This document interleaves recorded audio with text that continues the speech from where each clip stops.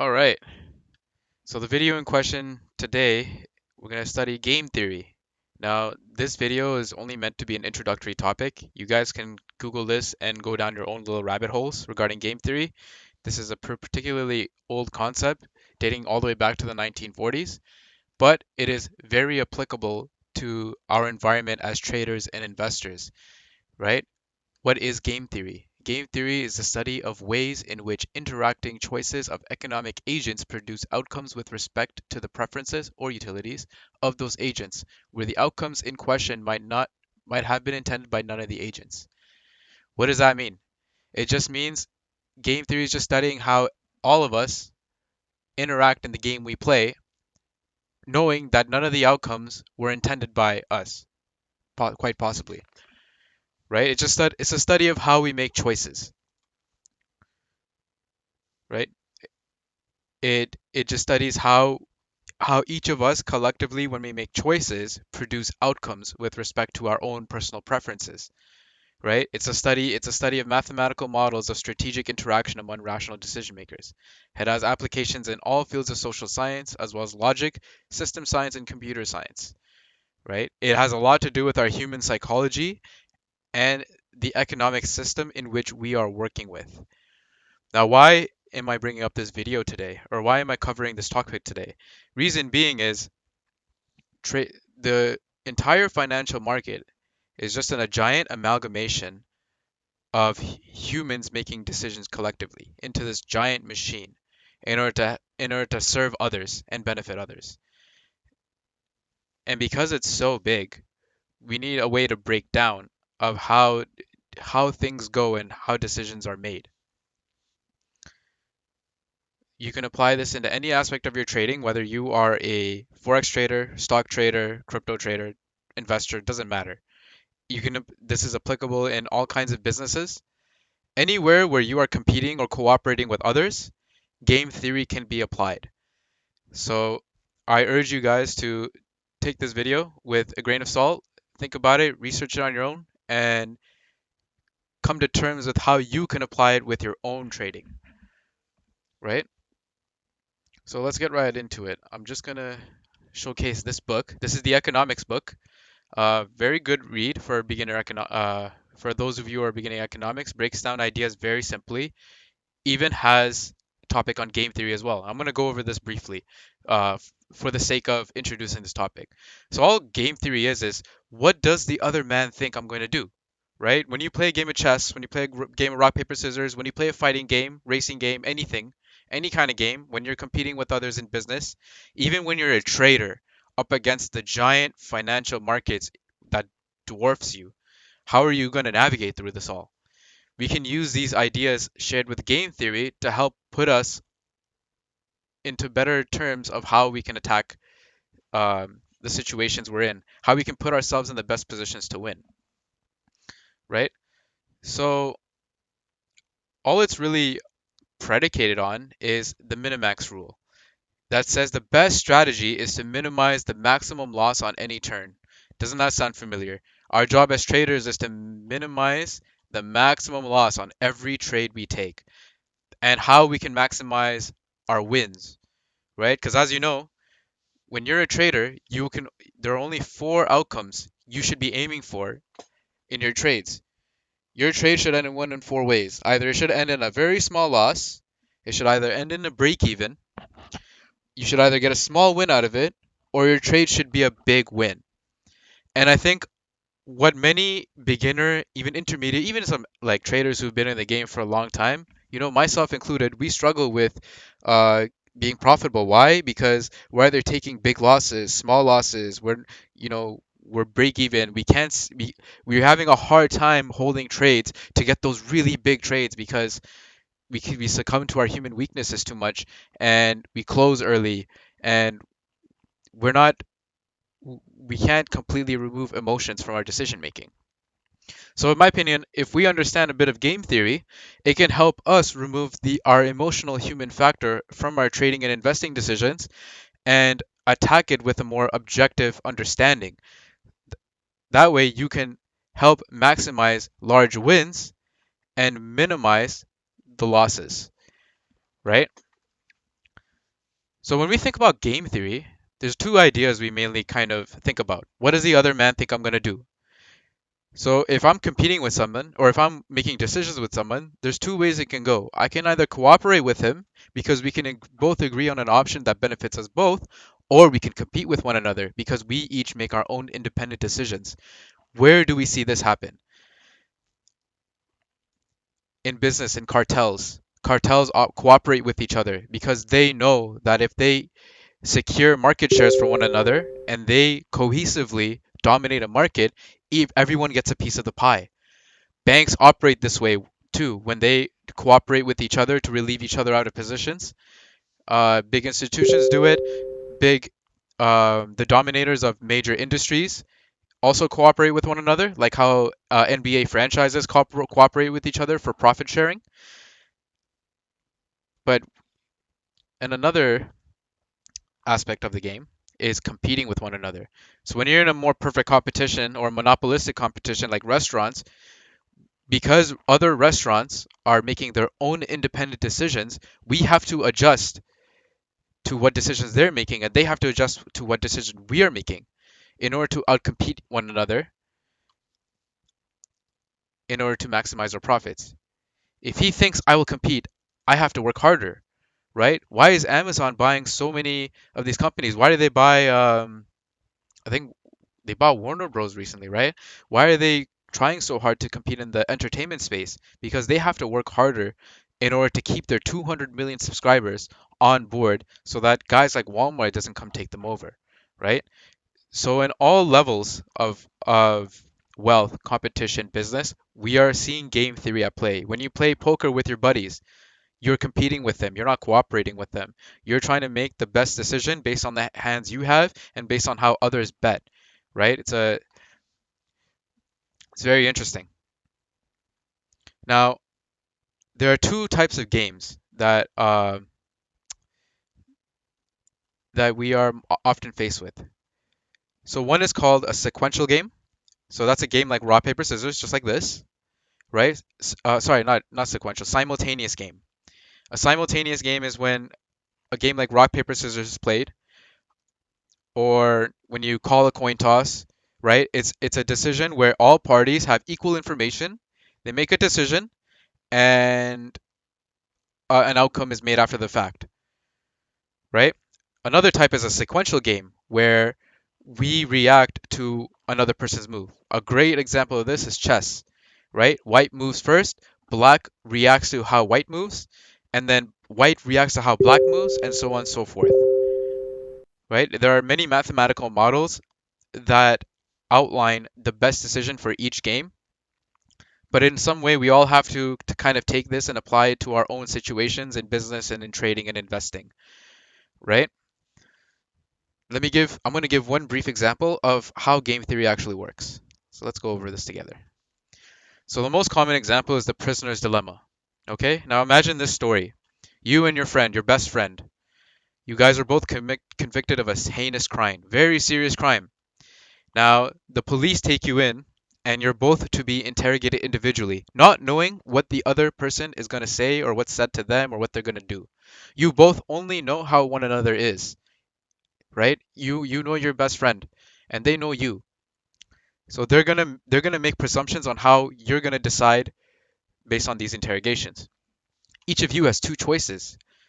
You can either betray the other guy, right? You can either betray with the hopes that if they stay silent, you get to be free to go if you're person A, and they get 10 years in prison. But if both of you guys decide to betray each other, you guys get an equal sentence of 5 years, right?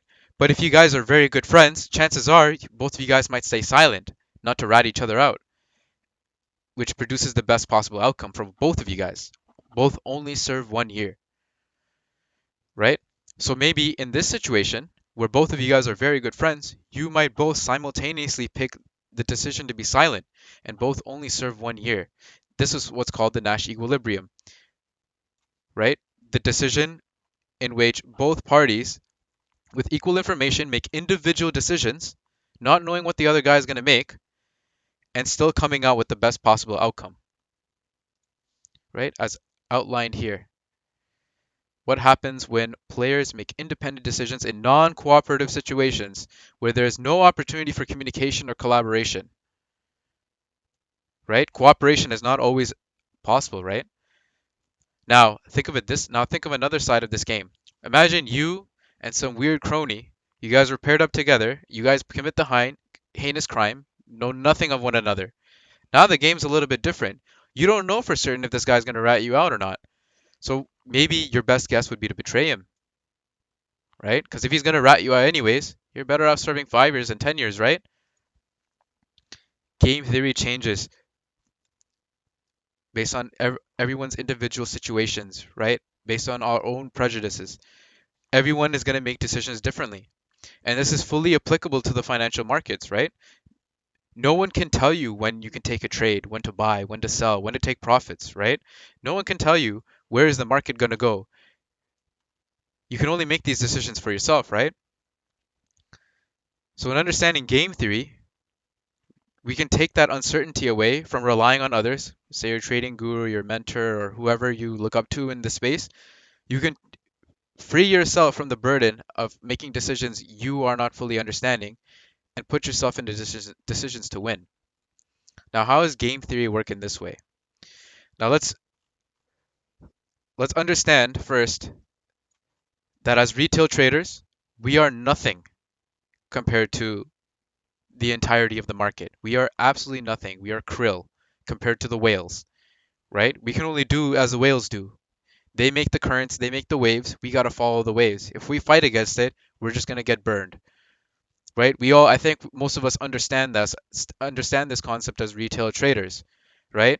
Again, all part of game theory. We have to react to how the whales react. We're not always going to be the first to catch all of these moves. We have to react to what smart money does, right? It's like a game of chess. If you guys follow Uncle Ted on IG, one of the one of my favorite quotes by him is, "Your job is not to be first place in this game. Your job is to be second place." And that is perfectly in line with game theory because you don't care about winning. You just care about getting your piece of the pie, right? So, in what ways can we position ourselves as traders to succeed with regards to game theory? Well, the only thing we can do is understand economic climate better because in the economic climate, let's look at an example like interest rates, right? Whenever we look at interest rate decisions, right, we typically see that whenever the Fed, the US central bank, makes an interest rate decision, it's very common for the other central bankers to follow along with this decision as well, right? Because that's the best collective decision to do. No need to fight against the general narrative. And these guys all collaborate with each other and collectively make these decisions. We see this time and time again in the markets, right? So the most we can do is understand economic climate like fundamentals so that we know what's going on in the world and how the bigger whales, how the bigger players are going to digest this and make their moves accordingly. Because if we understand how they're going to react, that means, as per game theory, we have to react with them, right? If we see on a technical perspective, if we see buy bounces like this, a double bottom, we know that we're going to get a buy off them. Then we have to follow suit. What's the point of selling here, right? If we're getting US dollar strength, sorry, US dollar weakness, we're getting a technical double bottom, right? Why do we follow these rules? Because we know historically that it just works. We know that historically, smart money is also using this concept as well in order to guide themselves through the markets. So when you're taking trades, right, you can take trades by understanding what smart money is going to do, understand technical analysis better to get a better read on these, even if the fundamental climate is kind of shaky, right?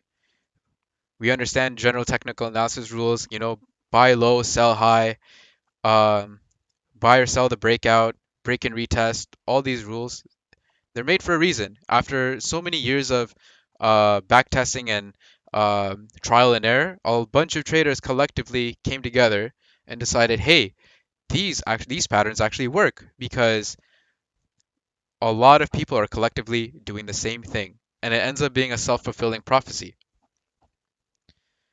So when we're taking trades, one thing I always like to do, we always study technical price action to minimize our losses, right? Now that's something that you can only kind of understand through practice, right? But what about how to extend trades? We never really talk about how to better extend trades, or at least have the emotional control on how to extend trades. And I find personally that when you make hard rules for yourself, it helps you out. It goes a long way. Let me give you an example. Let's just erase all this first.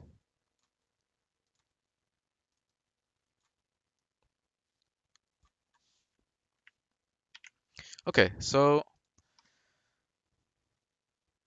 now what I tip this is an idea I've been exploring lately. Shit, right? Let's say this is like a one lot, 0, 0.5. Now, this varies for every person, right? Let's say I got $1,000 account, right? And I'm trading gold. Gold is very difficult to trade on a small account. Why? Because you find yourself taking more than 1% on each trade, on each position, because that's just the nature of gold. Gold just has wild movements. Gold will move. Let me show you next. Gold will just range up and down 200 pips, right? Now, if you know your general bias is buys, right, it's very easy to get caught buying here and then getting ripped apart, right? This happens a lot. It happens to me too. It happens to everybody, right? Sometimes we're not patient enough. Sometimes we're too antsy, right? We think, oh, this is the proper support. We're going to take off now. But it does a deeper pullback because it's not enough order flow to get to the retest the highs, right? We're all familiar with how we can do risk management to minimize our losses, but how about extending wins, right?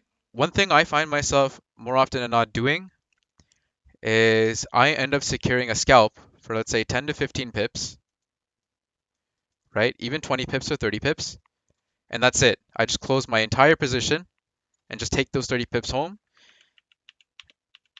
when in reality, the move was good for maybe 50 pips, 100 pips, right? How do I put myself in the position to catch those more, right?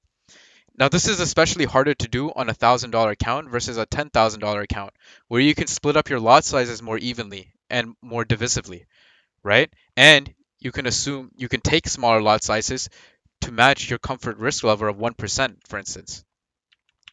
So for a smaller account, like a $1,000 account, how do you maximize those gains more? So if you're a scalper, what I typically do is, because we know gold, as wild as it is, does violent moves. You can catch 10, 15 pips easily, right? You can even catch this move, 10, 15 pips or 100 pips. It'll come right back to your entry, stop you out before continuing with your bias, right? It's Gold is really, really difficult to play with risk on the table, especially if you got floating profits already. So typically what we do is, whenever we take scalps, right? Very common practice is either take your whole scalp and just be done with the day, or we might take anywhere from a 50 to 80% scalp, right?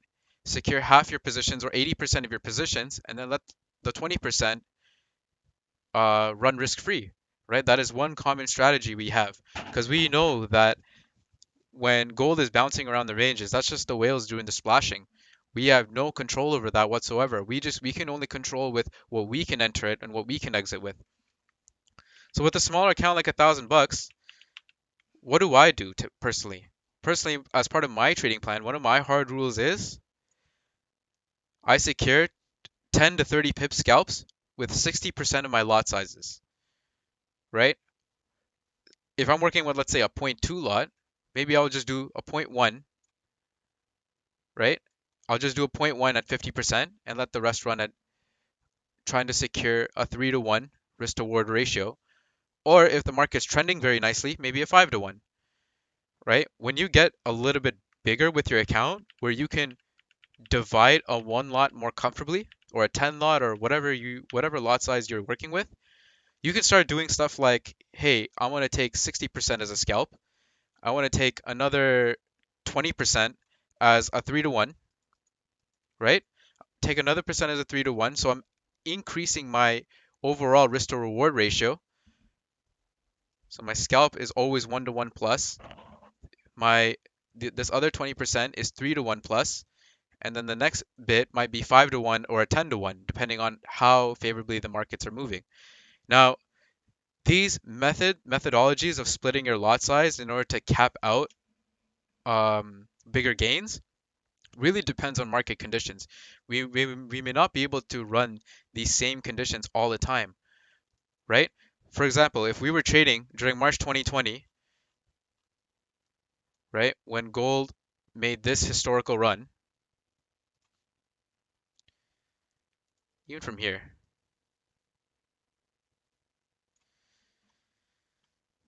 you can easily, if you just keep buying, if you just kept taking buys at proper spots, easily you can secure 3 to 1s, 5 to 1s, right? Because it's a trending market. When you have a strong trending market, it's way easier to take these profits, right? But if we're in a more wishy-washy area like this, we may not always get the 10 to 1 or 5 to 1 even, because we may be entering consolidation periods, or it's just failing to break highs and printing new highs, or we're just stuck bouncing around the range, right? Sometimes it's not possible, and you have to adjust your trading plan to match these scenarios. So in a trending market, maybe this strategy could have worked when you split up let's say you split up a 10 lot this way, right? A 5 lot straight for scalps, consistently catch the 5 lot scalps, leave it risk free. That way, any of these extra positions that have been left open from your original entries, you can secure them at whenever you reach your profit targets individually, right? That's easy to do in a trending market. But in a more indecisive market, we got to adjust a little bit. What if you were trading from, right? What if trading days looked a little bit like this to you, right?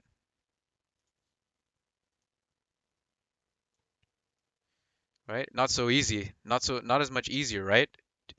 Sometimes the market only gives you 10 pips, sometimes it gives you 500 pips, right? So it helps to be a little bit flexible with how you want to take your profits, because it's always like, when do I want to take profits, right? So sometimes you might have to adjust your trading where, okay, instead of going for those, 5 to 1 or 10 to 1s, maybe I just want to secure 60% at 1 to 1 plus and the rest at 3 to 1. And if you do that on a consistent basis, even if you're only winning 40% of the time and your overall risk reward, sorry, not 50%, let's say 45%. Even if even if you have a 2 to 1 risk reward, you're still winning, right? You only need 40 to 55% wins between 2 to 3 risk reward ratio.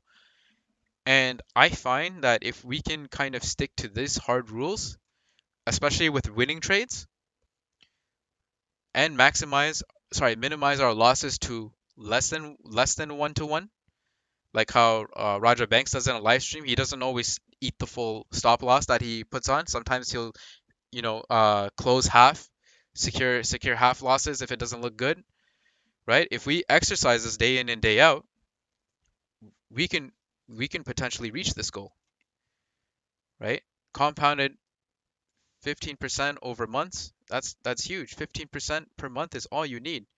Because if you break that down to over 15, let's say you only trade 15 days of the month, right? Accounting for weekends and holidays, or any days you decide to take off, that's only 1% a day. And I think that's doable. Market gives way more than 1% sometimes. Sometimes market gives 3, sometimes it gives 10, right?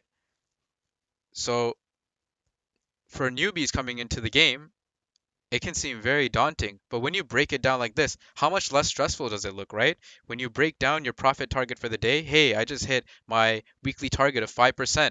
I don't need to trade anymore and give it back. I already made my 2 to 5, 2 to 3 risk reward. I'm already practicing all these risk management tactics or my profit taking strategies, right? So this is how I personally have my thought process going in order to create my plan to make it the make it work for me the best as per game theory. Because I understand the market is not going to do what I want it to all the time. It's not going to do what I expect it to do all the time. But the best I can do is just adjust. But you know, I wasn't trying to be too specific with this video. I just really wanted to go over this example. If you guys want to learn more about game theory and how it affects all the economic concepts that we cover and how it affects our trading, um, Google it. We can have a discussion about it. You can message me about it. I think it's really key, and I don't think enough people understand this uh, part of the game enough. And I think so many people get lost with. I think this small concept may be the deciding factor you might need to go from a losing trader to a break-even trader to eventually a profitable trader, right? So again, with my $1,000 account, maybe I just want to work with maybe I just want to secure 1-to-1 scalps and secure my runners at 3-to-1, right? As my account grows bigger, right? Let's say I'm a $10,000 account, I can comfortably leave positions out. Let's say maybe like anywhere from 30 to 40% of my positions to secure 5-to-1 profit targets, right? And if you're really ballsy, 10-to-1. So it there's so many ways you can do it. You can achieve these goals. Some people they might take a trade. They might take a trade and then when they're in profits, just move their stop loss up in a trailing stop, right? But the risk, but the trade-off you're making is you're leaving less room for price to do its thing, right? Because if I take an entry here and I'm moving my stop loss here, I'll get stopped off here, even though the market does a deeper pullback without hitting my stop loss, for example, and continues up. When you deploy that strategy, you need to be okay with that, right? There are a lot of times you're going to take an entry, you get a great scalp out of it, right? Let's say take an entry here, you get a great scalp out of it, and I leave, let's say 40% to run. More often than not, it'll come right back to your entry, make support, and then continue up. And for a lot of people, including me, I usually get stopped out at this point. My runners always get stopped out at this point, and price just moves without me. And you know what? That's okay. Because when you remove risk, I'd rather risk be removed from the market at break even rather than me eating my stop loss and killing some of my profits here because I didn't move my position risk free. And I ended up taking a small loss, ate some of my winnings, and actually minimizes my winnings. Now my win is actually less than 1-to-1, right? That's why you should never ever feel bad about the market going in your favor, even though the market took you out, took your runners out. Because why? You didn't lose money here, but you made money here, didn't lose money here. So understanding that will make you more comfortable with the idea that, hey, my runners aren't sometimes going to go, right? Because not all your runners run. Sometimes the market gives you throws you a bone. Sometimes it won't come back to your entry and it'll just keep going. And then from there you make a decision. Do I want to keep it risk free or do I want to move my stop loss below structure and just so that I don't potentially lose those extra profits as I go along, right? Or I can leave it there and just let price do its thing. And I'll probably close by end of day or end of the week if you're taking intraday weeks or intraday swings. But yeah, hopefully it helps you in some way. I know it's kind of all over the place, but I did my best to kind of explain how I best understood it in my head. But again, this is applicable in all manners of investing, trading, and business, as well as any game you might play. and hopefully it helps you guys out. Again, I recommend this book. Very, very good read, especially if you guys are new to fundamentals. Explains it a very good way. But yeah, thanks for watching. Please give me some feedback on what you guys think of this. Have a good day, everybody. All right. So, this is a part two of the original game theory video. I just want to showcase some actual trades that I took and relate them to how I executed them in game in as per the game theory concepts I shared, and how I could have done it better or how I managed it well. So, we're gonna start with this gold trade I took back in April 27th. I only caught a measly 15 pips. This is how structure looked in the 1 minute. I secured profits at this low. Let me just get my mouse tool. Oh, where'd it go? I took profits at this level because I thought this would be a healthy 1-to-1 scalp, and I took it, and it worked out well. Because in hindsight, I can't really see the. Fortunately, I don't have the full trading view, so I can't see the whole thing. But in retrospect, the move I literally caught was this, right? Taking advantage of support that was here on this side. That's the move I caught, right? Great close when you look in hindsight. Why? Because as soon as I closed, we made a low here. Oh, sorry, not there. This ended up being support, and they went here. So that wouldn't have been good for me if I stayed in. I would have been taken out at break even, right? So that's one reason why some of this works, right? I understood that gold, there's no FOMO in gold, right? I just caught my 15 pips, got out, and it ended up working out really well. So let me share another example. Gold Tuesday, March 2nd. Let's go to where that is. Let's see. Tuesday, March 2nd. So far. March 2nd, what did we do? So March 2nd around 11. This was a kind of late New York session trade. So we're looking at about this time period. So I caught some sells off the 1729 500 key level, right? It's a very good sell, as you can see.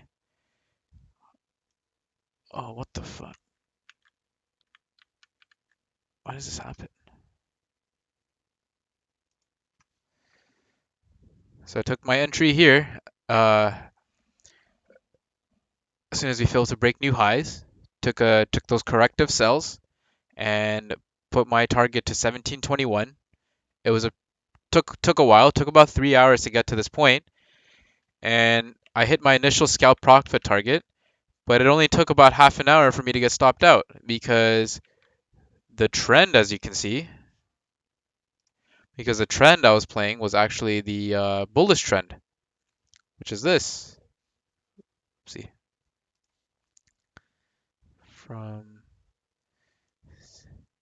this was this was how it looked for the day.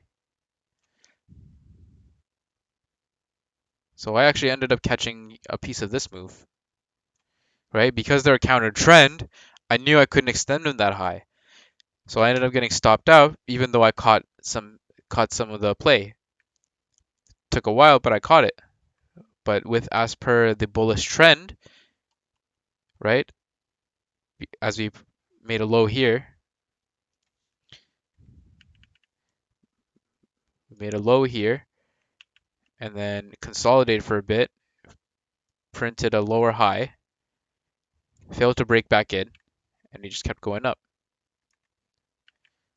And I caught a piece of this move as this candle engulfed this previous price action. So I'm like, okay, let me catch some sells. Took the sells, but knew not to extend them because of higher time frame bias. Right? This is literally game theory in effect in practice. Now, here's another example. GJ. So GJ, I don't even need to explain this one because we know how bullish GJ was. But GJ around February, I was trying to catch those buy scalps in the London session. As you can see, there's 3 o'clock here, so 3:30 or 3:45 ish is London session.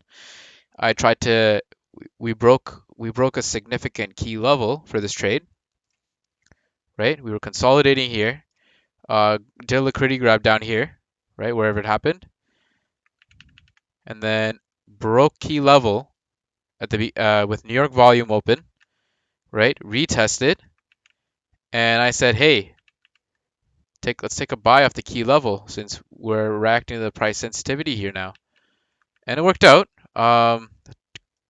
Took 2 entries here, secured a scalp, secured a next scalp. Unfortunately, it did not go to the key level target, which would have been my initial first target for the 3-to-1 risk reward ratio. And eventually, I ended up getting stopped out because we failed to break new highs. Now, in hindsight, when I look at this, I probably should have exited this trade after this. When we failed to break this and fill this wick, I should have got out by this point at this candle, and I would have secured all that. And that would have still been a good trade. Even if I left a small runner, I'd still only get stopped out here, which is totally fine, right? Let's look at another example. Do I have an example? Oh no, demonstrate that. Oh, here's another interesting one. So here's another trade. I only caught 3.7 pips off this, right? Unusual. You know, if I managed it better, I could have caught more of this, maybe up to here even. I only secured this and this because I was very concerned about this price sensitivity. Not my best entry, but I liked how we were respecting support here. So I decided to enter on support, and I thought, hey, this doesn't look good because we're not getting clean closures up here, right? So at the time, I said, hey, you know what? I'll just take the 3.7 pips. I was okay with that. I let the rest run. We ran up to here, didn't secure any profits. I let it come down here and close, right? If I didn't do that, I probably would have had another chance to secure up here and then finally get stopped out at break even. And remember I discussed it's better to get stopped out at break even because look, this would not have been a nice loss because I would have lost here. So I'm always happy. I'm never concerned about what could have been because this is always possible, right? I'd rather just get stopped out at break even. Uh, Let me look for some losing trades that I could have done better. Let's see.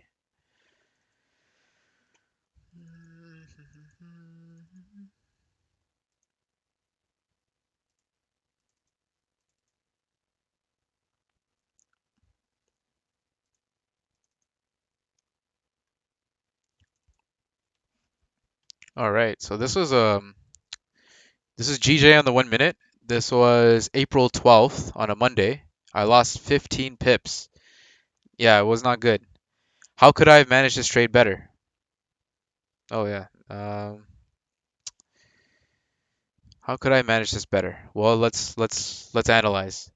So I took a buy here, thinking there's support. There was no confirmation for it, right? I did not sell till I got here. I should have been out around here or even around here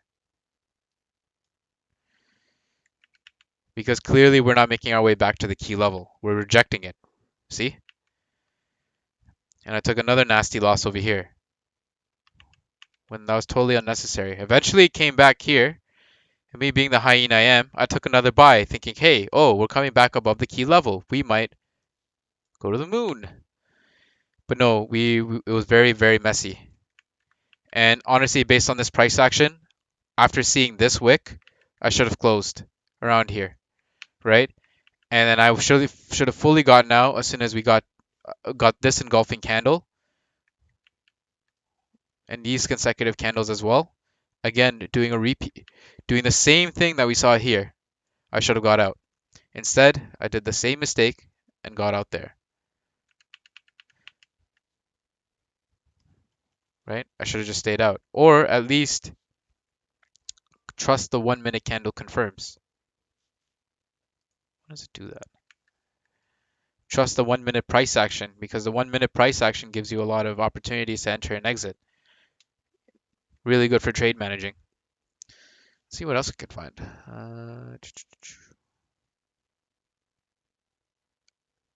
Oh wow, that same week, it was not a good week for me. I took a gold. You know what? This was just plain stupidity because let's look at why. Gold's trending up, and I'm here looking for a sell. Stupid. Why did I even do that in the first place? Because we printed a high and we did not make that high. It was a lower high, and I thought, hey, maybe I can snag a sell, right? I thought we are going to do sells from the key level, 1781 down to 1772 500 for a deeper pullback, but didn't work out. I got stopped out at my full stop loss when really I would have just been better off uh, looking for entries here where we're building support, right? These would have been fine and should have been looking at this and saying, hey, we keep making higher highs. Should have just taken a buy. And also, I was also concerned about this trend line here too. But oh well. One reason why, stick with the trend until you have full confirms that the trend is going to switch. And that's all I really wanted to share. Like there's different ways we have so many tools that help us mitigate our risk, help trade manage. And I think we should employ these rules as long as we set hard rules. There's no reason why we cannot secure 3-to-1 risk reward trades, even as per scalps, as long as we secure between 1-to-3 risk reward ratio, we can easily hit 1% a day average for our 15% per month. I've seen others do it, and there's plenty of ways to make sure that things line up in your favor through all the fundamental confirmations that you have and all the technical analysis confirmations that you have, as well as general sentiment, right?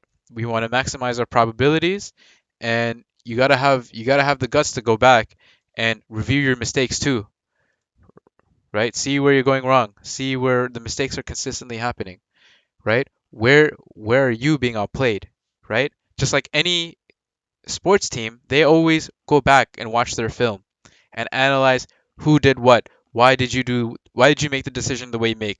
How did this guy outplay you? I always look back at how the market is outplaying me so that next time I don't get caught slipping making the same decision. Okay? The sec hopefully hopefully that brought some value to you guys, sharing how real trades can go sometimes. Um, and yeah, have a good day, everybody.